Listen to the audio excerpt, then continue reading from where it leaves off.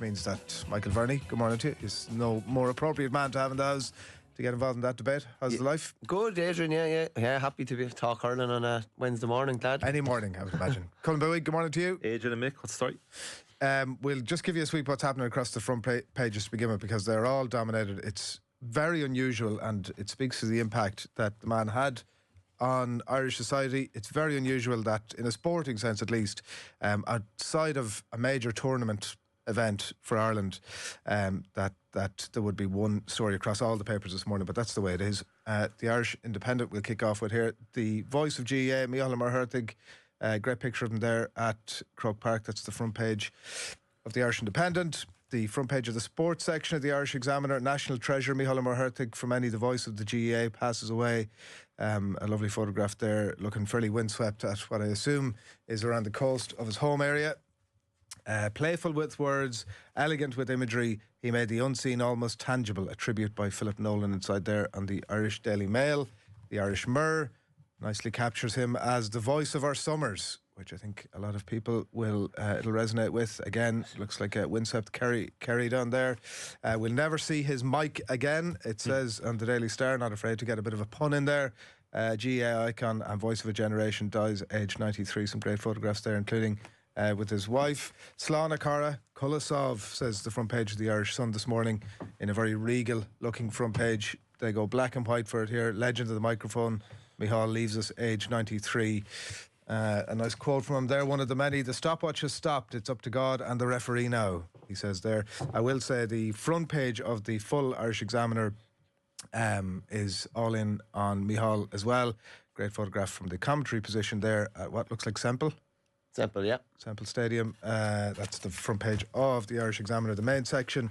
Also the same in the front page of the Irish Times. Great photograph of him there with the lip mic, Míchéal Ó Muircheartaigh, and that is it on the Irish papers. But it just speaks to the impact of the man and how, you know, it wasn't just a GAA thing, it wasn't really just a sport thing. Everybody knew Mícheal and everybody knew the famous lines. Yeah, there are certain people that transcend the sport that they're covering, and he was just an emblem of Ireland, wasn't he? Like when you think of the GAA, when you think of sport in Ireland, he would be up there. Mícheal Ó Muircheartaigh, Mícheal O'Hare be two of the main kind of voices, and just the fact that, like, look at the iconic lines he left behind. Like I just saw reams of them coming through yesterday, and ones that you remembered, ones that you'd forgotten, and just his timing as well of when he would deliver them.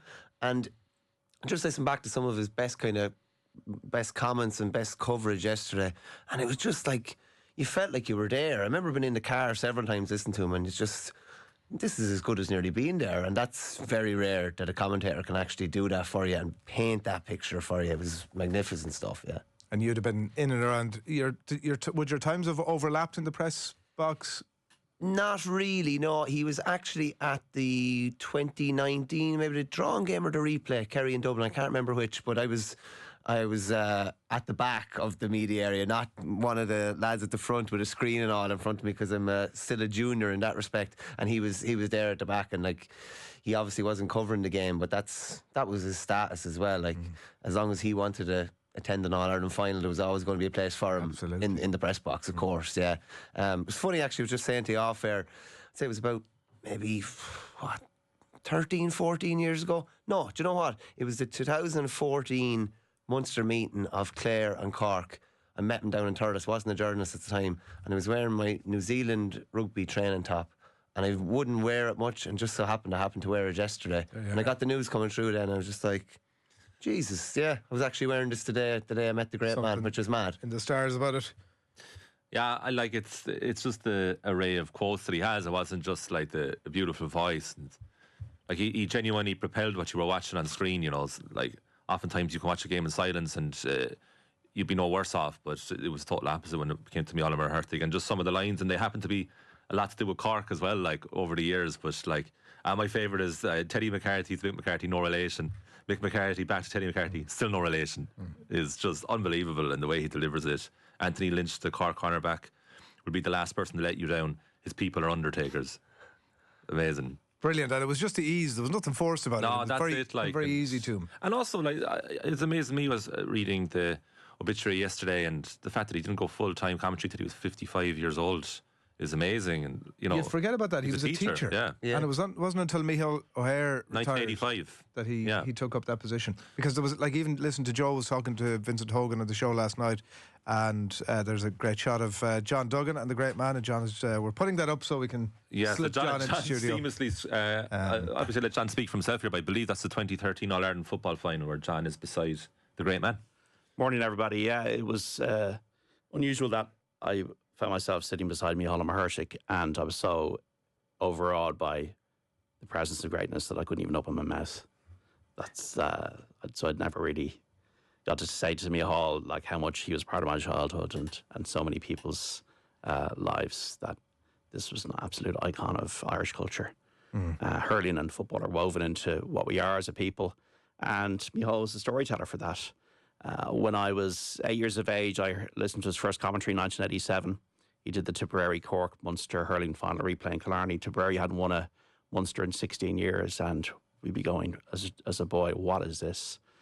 And for a Dublin person and a Dublin fan, a year later, I remember crying on Killarney Hill in the city when Dublin lost to Meath. Charlie Redmond missed a penalty. Míchéal describing it, and your whole childhood then is brought into your week, which is culminating in a Sunday afternoon. And Míchéal was the soundtrack to that. And I don't know anybody in commentary that not many people could have you absolutely transfixed and frozen in nervousness, where you actually prefer to listen to the radio than watch the television, because the way he was able to use the timbre of his Kerry accent to go 50 yards out, 30 yards out, 20 yards out, and you'd be absolutely in anticipation or fear. You'd be in joy if there's a goal, or you'd be in the relief when there'd be a clearance, or he'd have that phrase out over the line and wide when it was wide, and be, oh God, then the relief, and then we go again. And then I remember even being in England, and we had the satellite through the television, and we were able to get RT on it, RT radio, and then you'd be listening to J.O.'s goals and the soundtrack to the summer of that 95.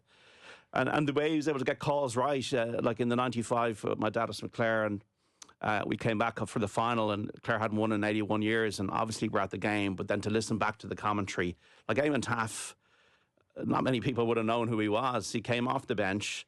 He was then hauled by Gerlach Nan after scoring the goal, but it was a long clearance from Anthony Daly, hit the post, and then it was just whipped in very like much in an instant. But Míchéal called it expertly, as he always did. He nailed it, and that was the thing. It's just such a difficult thing to do, commentary, but to be able to commentate on hurling, even over football, on your own without an analyst, and to do it with that fluency and that brilliance, and to be able to, I've just played it on News Talk there, the 1991 Dublin Meath saga. Italia 90 was, I still think, possibly one of the greatest things to ever happen to independent Ireland, as a way of bringing us together under the flag as a new nation, which was only, 70 or so years old in 1990.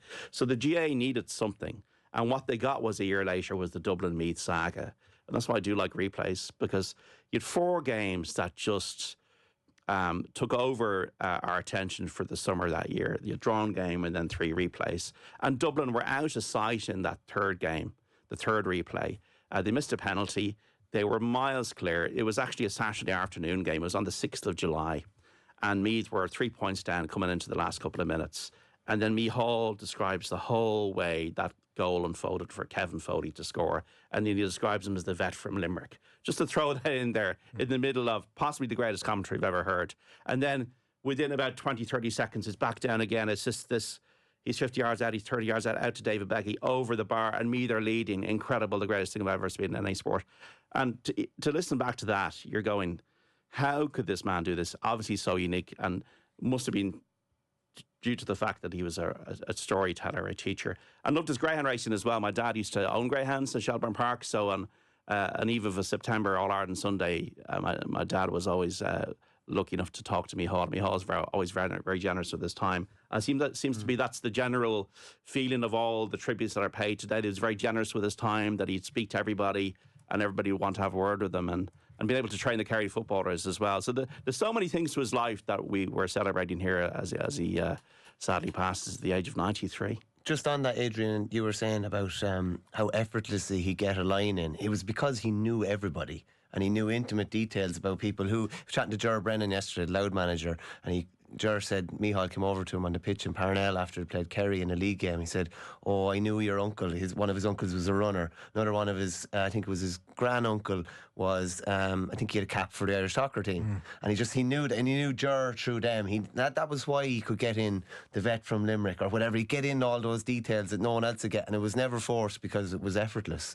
It was just, his research was probably like what they call networking now, and just talking to people the whole time and picking up bits and pieces. But it's just fantastic stuff. And lads, I'd encourage you to listen to, there's a brilliant RT documentary, Doc on One. It's called Sex, Flights and Videotapes. It's all about a fella in England, Ambrose Gordon is his name, pirating copies of the Sunday Game and sending them around pubs in England, and Mícheal narrates it, and it's just brilliant. Okay. It's fantastic. You'll find it on the web. It's fantastic stuff. There's a recommendation. I sort of started covering games around the early 2000s, and it was definitely one of those ones where you arrive into the press box, and it's a pretty intimidating place to be at the best of times anyway, because I'm sure, like everybody else, you have imposter syndrome, which goes away after about 25 years or thereabouts. And you're looking around at all these, like, you know, people, the pen picture you used to see in the newspaper or the TV commentators, but he was the one. He was the one you were craning your neck to have a look and see what was he doing, how did he do it. You're getting the bird's eye view. Nowadays, you see the Sky before a game will pan up to the commentary box, and you'll get a quick shot of the commentator and maybe a little bit of a chat with the co-com. But at those days, unless you were actually there watching it, there wasn't a chance that you'd see the main man in action. And obviously, it would have been mainly radio commentaries as well. It was fascinating to see his helpers on the day as well, and bits of information being passed into him, and how he'd seamlessly get them in. Never straight away, but he'd get them in. And like I'd say, they had some experiences with him as well on match day. It was fantastic. His daughter Darren, I think, would have been one of the main ones of that. And there was another day that I'll leave it in this one, that there was it was 2004 Leinster football final press conference, and I had met Mick O'Dwyer. It was the last days of you were allowed into the dressing room to do an interview afterwards, and I was after what must have been the semi-final, went in to interview into the Laois dressing room to interview Mick O, and he was down to the Y-fronts, and he said, "Yeah, batter away," and we had a chat or whatever was going on, obviously on for radio at that point. And then I turned up at this press conference. It must have been about a week later. And he says, "So again, you just with Mick O'Dwyer, you think, well, you know, you'll have no recollection of who I am anyway." And he said, "Oh, you have the bag with you today." And we had a great chat, and we struck up a chat, and then we sat down, and it was a table with 4 chairs around it. So myself and Mick O'Dwyer were sat there, and after a while, Paddy O'Shea came in and sat down in one of the chairs, and after a while, the third leg came in, and Míchéal Ó Muircheartaigh, and you can only imagine. I'm sat there. It definitely is a moment that I will never forget, and it's a moment that you're just sat there going beyond your wildest dreams, and there's not a word coming out of your mouth. Yeah. You're sat there like a kid in a candy shop going, this is incredible. To have a smartphone, Adrian. What's that? To have a smartphone. To have had a smartphone, JD. That's how old I am. Imagine you panning back and you could see, Mick in the white fronts or whatever. Like, Jesus, that'd be an image now. There was a photograph of it somewhere, or actually it might have been on. Do you know what it was? It was actually on Marooned, the Westmeath documentary. There was a shot of it. I must try and see if I can dig it out, because you could see the 4 of us, I say, including myself, in this crazy quartet. On John's point there, to have a smartphone, friend of the show Johnny Ward posted a selfie of the two of them yesterday as tribute, and Johnny's caption was, "Can you imagine if smartphones were around in this guy's peak?" Because he would be inundated with selfie requests, and he just got, like, his last match was the 2010 All-Ireland football final. Yeah. It's always associated with Cork. There's a few memories coming in, so do keep them coming in. Brendan McCarthy says, "Lazarus was a great man, but he couldn't kick points like Colin Corkery." It was another one of the great lines. And Terry Kelly says, not a big GAA fan, but I grew up listening to Mícheal O'Hare. Never expected anyone to be like him. Mícheal Ó Muircheartaigh was the one. Commentators today are simply not the same. Yeah, I'm not sure about that last part, but about not the same. But, but I think, like, comparison is the thief of joy, and Mícheal Ó Muircheartaigh was a unique soul. And there's nobody trying to be like him, because you can't. Exactly. You know what I mean? And just an interesting one, and John kind of briefly mentioned it there. Mícheal would have taken a load of guys that were county players that were based down the country, particularly Kerry guys, but Galway players as well, and from all around the country in UCD, and he'd be training them up there. It was mad, like, because they wouldn't be, like, you just couldn't drive down during the week or anything like he could now. But they were like all-star sessions. Jack O'Shea was amongst them. Jack O'Shea, Ger Power, Tommaso Flaherty. I just saw a picture. UCD honoured him a couple of years ago there as well, and it's just like it was like all-stars. He was training and that's obviously the trust they had in him and in his football acumen, that he was let look after all these greyhounds during the week. Yeah, absolutely incredible. And the length of his broadcasting career started in 1949, the Railway Cup culminated in 2010. And like you say, it was pure knowledge of everyone. That's why his words flowed so easy, because he had all the knowledge. Lakeland Man says his father's from Fermanagh, his mother's from Fiji, neither hurling strongholds. That was what they used to get that reserve as well.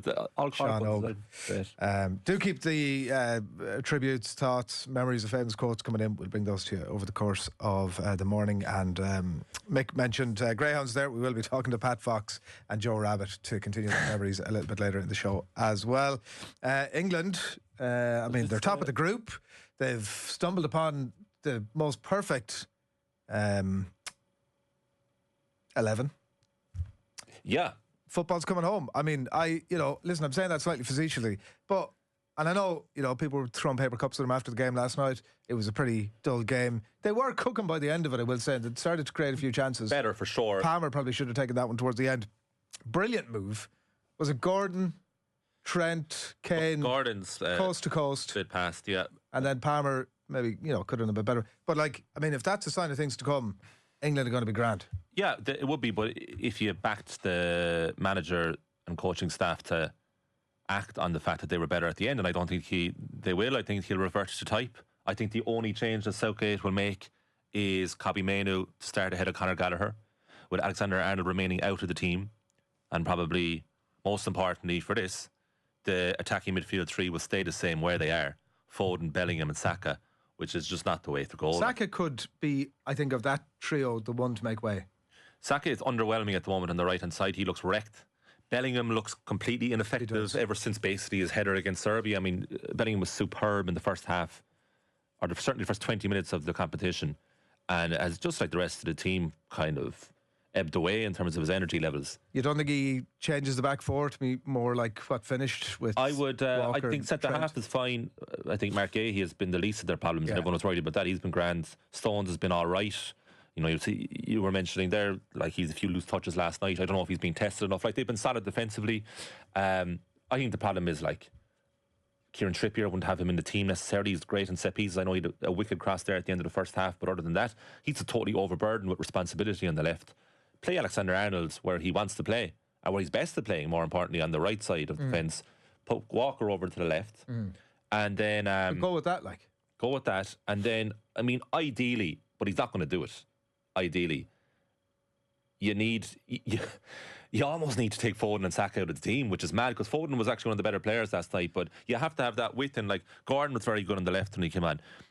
Cole Palmer was outstanding in his cameo, like outstanding, and then you could have, well, one of Bellingham or Foden, number 10. But then, of course, you're dropping Bellingham, which is just absolutely not going to happen. But you should do that. And then you should have Rice and Mainoo in midfield. Well, isn't there a case for keeping them on the basis that you're changing the team slightly? You're bringing in Mainoo, who looks like he's got a bit of energy, actually wants to play football and is able to play football, and will probably have a positive impact on those around him. So actually, it's probably a better chance for Bellingham or Foden or really anybody else, even Saka, to be better versions of themselves. Yeah. Like, give them a shot with this guy rather than what's happened before that. I think you said yourself, like the most palatable expulsion now would be Saka.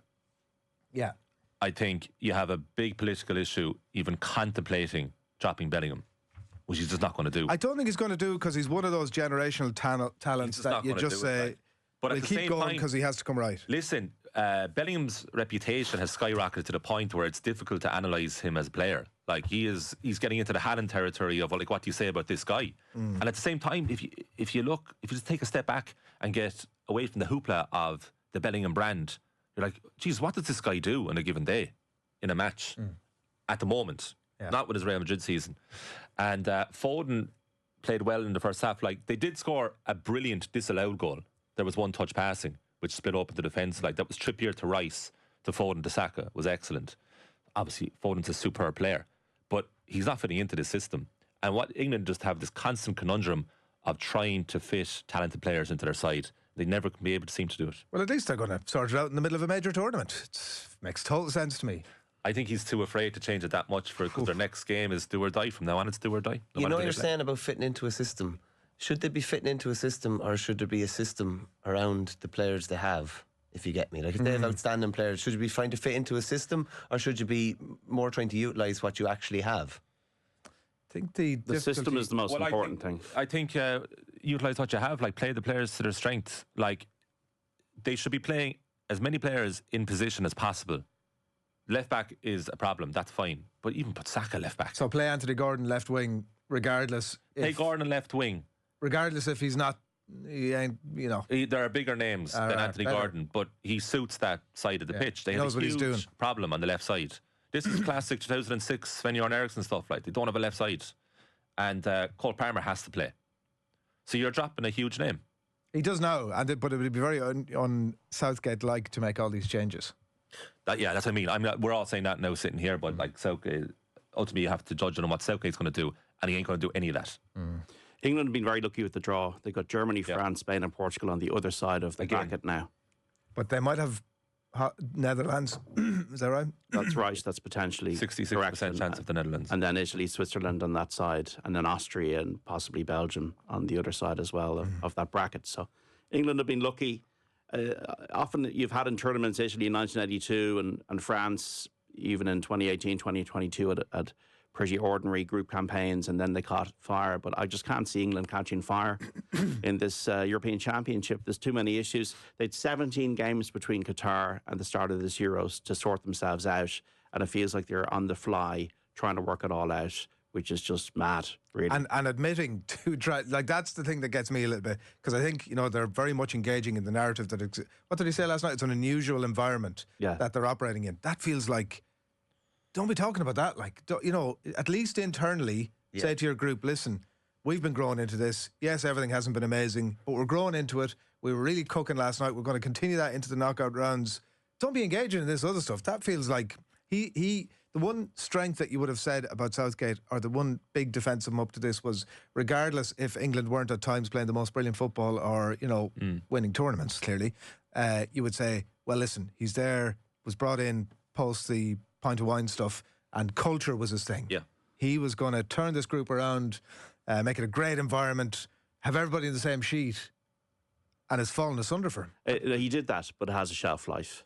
So he did that for 18, for 20, they were at home, and then they came out the wrong side of a very tight game in Qatar. But ultimately, his failings as a tactical manager, which was seen as his club career would have shown, but Middlesbrough, he was an average manager of a middle-ranking team, has now come to the fore, as it were, in international football, where you have coaches like Rangnick getting the best out of Austria, more than some of their parts. Nagelsmann, an elite coach. Spain look very well drilled and much more direct.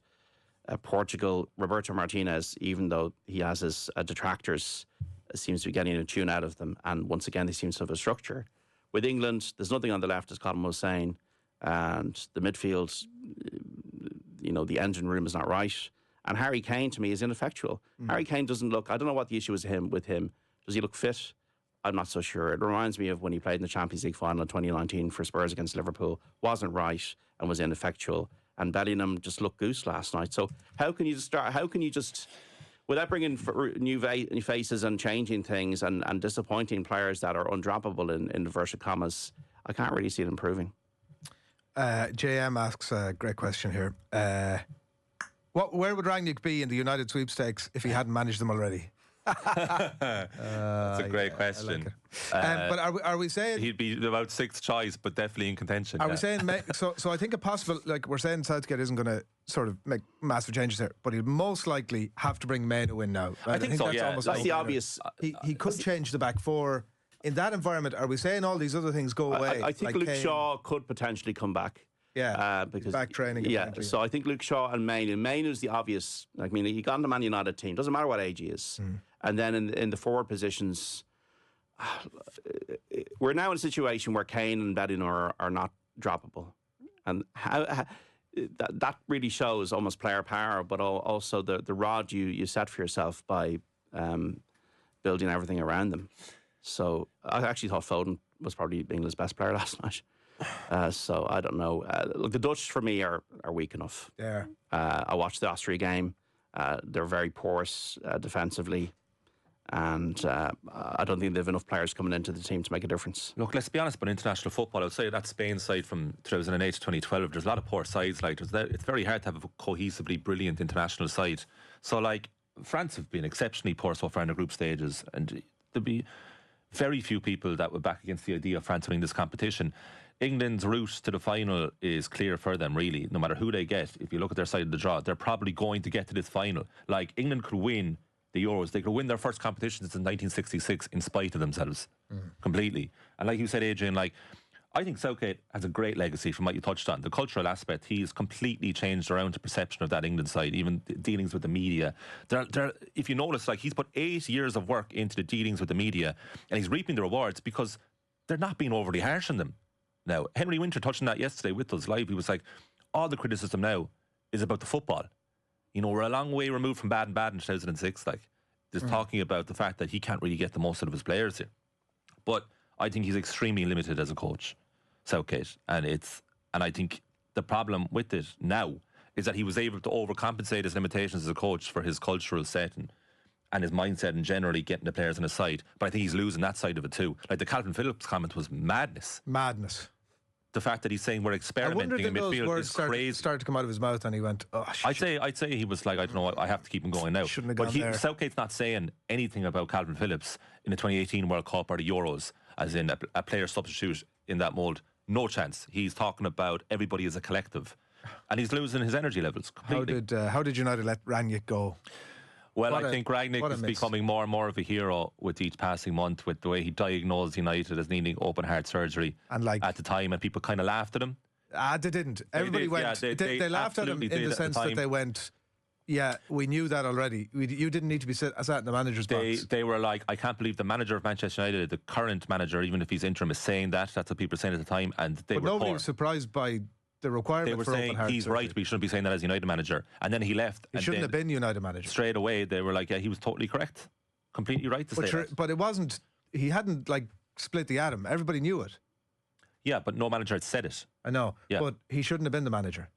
Well, he's a director of football type. He was an auditor. He's Wasn't that what they said? he's He came in as proving the now. auditor, He director clearly of is a good football. manager. He was the. Well, they got one confirmed OG last night, and another one that was also kind of an OG. And Holland, Netherlands rested four players last night, and left the flanks wide open for them. Let's not get too carried away with Ralph Rangnick being the second coming. No, there's no second coming. Jose It's Mourinho. just he's proven to be a good manager. People completely like he was laughed out of town. Like, I must say Adrian, to you've you, something in your craw over Rangnick. I What's just the story? think that whole well spotted. I just think I think everything that happened at United was not his fault. It was like Steve Staunton getting the Ireland gig. He's never going to say no, but it was a total farce. It never should have happened. And I just think people need to be cautious about saying that he's a great manager, because yes, except they're scoring goals, they're on top of their group, and I might look like a mug in a couple of weeks' time. No one thinks he's a great I'm just manager. saying. You just said. no, I don't say he's a great manager. What did you just say I'm about saying he's him? had the last laugh completely. Well, He's a no, good there's manager. nobody laughing just yet. Give him a chance. All I'm saying is let's wait until the thing is over.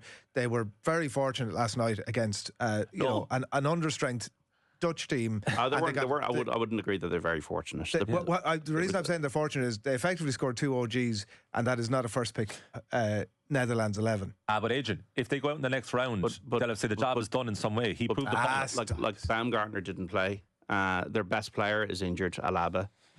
They've only lost 2 in 17 games. Who is the star of the Austrian team? It's Alaba. He's injured. I think they're doing very, very well. And Rangnick, for me, has always been a director of football type with Leipzig and with Schalke, these types of teams.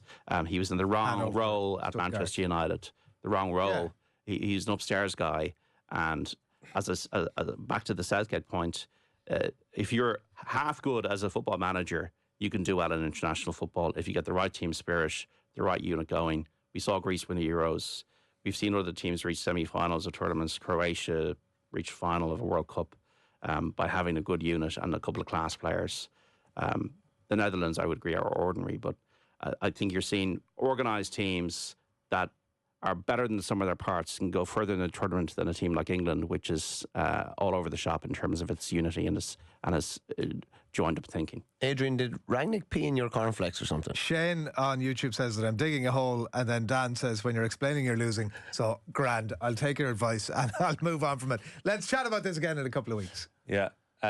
Probably in a few days when they're out of the That's true, yeah. I know Martin Lipton is standing by here about to come on, but the point with Southgate is he's probably slightly a victim of his own success in that he's gone as far as you possibly can go without winning a major trophy, i.e. a competitive penalty shootout 3 years ago.